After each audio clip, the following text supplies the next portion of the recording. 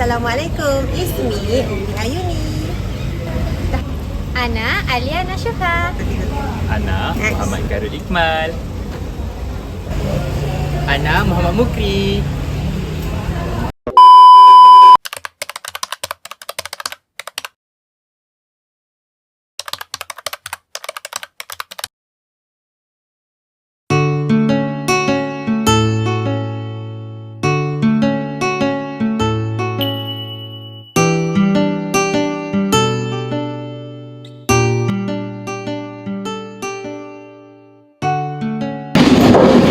Assalamualaikum.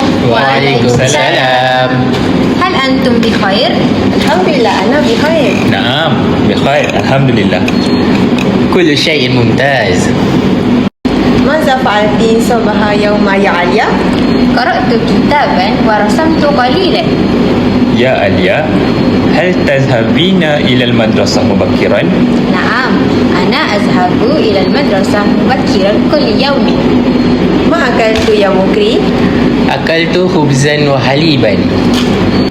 ما هوايتك يا عليا؟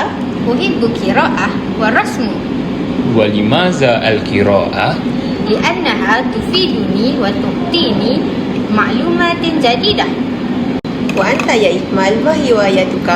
Uhibbu kuratul qadam kasiran. هل نلعب مع أصدقائك؟ Naam, nal'abu ma'al asdiqai ba'dal madrasah. Hal tusajji'u fariqan? Naam, ushajji'ul fariqal Malaysia. وأنت يا مكري؟ هوايتي تصوير. Hal tusawwiru bil hatif?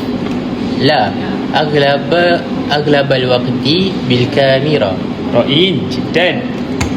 وأنت ما هوايتك؟ أنا فأحب كتابة. Maza taktubina? أكتب قصصا وكثيرة وأفكارا. كيف نقضي وقت الفراغ بشكل جيد؟ نقرأ أو نلعب الرياضة. ونتعلم أشياء جديدة. صحيح، هواية تفيدنا.